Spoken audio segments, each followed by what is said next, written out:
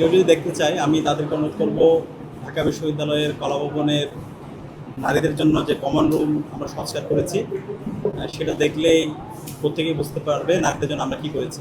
আপনারা এখন যে কমন রুম এসেছেন এটা একটা আবদ্ধ রুম ছিল, এখানকার যে ওয়াশরুম ছিল ওয়াশরুমে প্রবেশ করা যেত না। নারী শিক্ষার্থীরা এখানে আসার পরে গরমে তাদের অবস্থা খারাপ হয়ে যেত, ফ্যানগুলো ছিল নষ্ট, এর পাশাপাশি এখানে ভালো খাবার পাওয়া যেত না, এর পাশাপাশি এখানে কোনো ধরনের আমাদের যারা ব্রেস্ট ফিডিং কর্নার ছিল না, তো চার্জিং পয়েন্ট ছিল না। এই পুরো সংস্কারের জন্য কমন রুমটা নতুনভাবে আমূল পরিবর্তন করার জন্য গত 10 মাস জুড়ে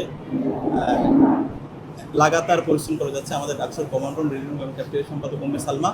তার অক্লান্ত পরিশ্রম এবং প্রশাসনের এক দপ্তর থেকে অন্য দপ্তরে যাওয়া এবং এখানকার যিনি ডিন ছিল তার কাছে যাওয়া, এই সব অক্লান্ত পরিশ্রমের মাধ্যমে আজকে আমরা এই কমন রুমের আলোর দেখতে পেরেছি এবং এই কমন রুমটা আমরা উদ্বোধন করতে পেরেছি। সে কারণে আমরা ডাকসুর পক্ষ থেকে ডাকসুর common room reading room captain সম্পাদক উম্মে সালমাকে আন্তরিকভাবে ধন্যবাদ জানাচ্ছি। এবং এখানে টেস্ট স্ট্রিটের তাদের আমরা দোকান নিয়ে এসেছি সব ধরনের খাবার, বিভিন্ন ধরনের খাবার এবং লাঞ্চের শিক্ষার্থীরা এখান থেকে সুলভ মূল্যে তারা পাবে। এর পাশাপাশি এখানে যেন নিট অ্যান্ড ক্লিন থাকে পর্যাপ্ত ডাস্টবিনের আমরা ব্যবস্থা করেছি এবং এখানে ব্রেস্ট ফিডিং কর্নার স্থাপন করা হয়েছে। তো সব মিলিয়ে আমরা এই পুরো কমন রুমের আমূল পরিবর্তন করেছি। তো নারী শিক্ষার্থীদের জন্য একটা নিরাপদ ক্যাম্পাস গড়ার জন্য যা যা করা দরকার আমরা সব করছি এবং নারী শিক্ষার্থীরা যেন ফিজিক্যালি এবং মেন্টালি তারা যেন সুস্থ থাকে, আমরা তাদের জন্য প্রথমবারের মতো ঢাকা বিশ্ববিদ্যালয়ের ইতিহাসে জিমনেশিয়াম তৈরি করেছি।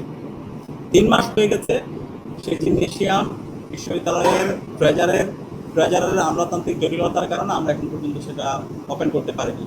নারীদের হলে তাদের সিকিউরিটি ইনশিওর করার জন্য আমরা প্রত্যেকটা হলে সিকিউরিটি গেট নিয়ে এসেছি স্পন্সরের মাধ্যমে, কিন্তু হল প্রশাসন এবং বিশ্ববিদ্যালয় প্রশাসনের সমন্বয়হীনতার কারণে আমরা এখন পর্যন্ত সেই সিকিউরিটি গেট স্থাপন করতে পারিনি।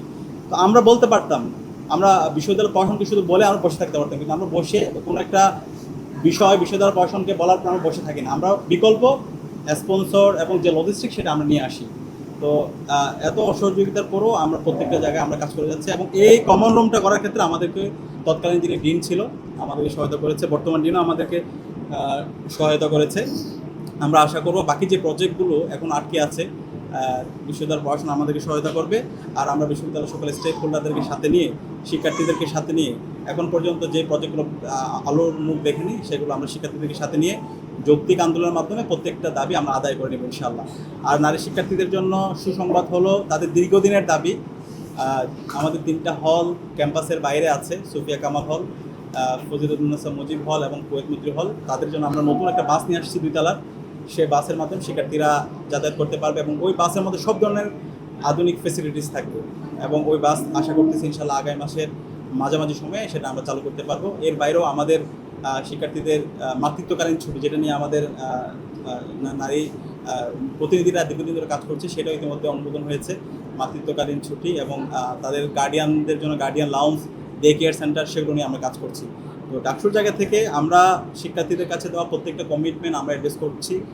আমাদের অনেক সীমাবদ্ধতা আছে, প্রশাসনের অসহযোগিতা আছে, ইনশাল্লাহ বাকি যে সময় আছে এই সময়ের মধ্যে আমরা শিক্ষার্থীদেরকে দেওয়া প্রত্যেকটা কমিটমেন্ট আমরা অ্যাড্রেস করে পরবর্তী যারা আসবে তাদের জন্য আমরা চমৎকার একটা ক্যাম্পাস রেখে যাবো ইনশাআল্লাহ।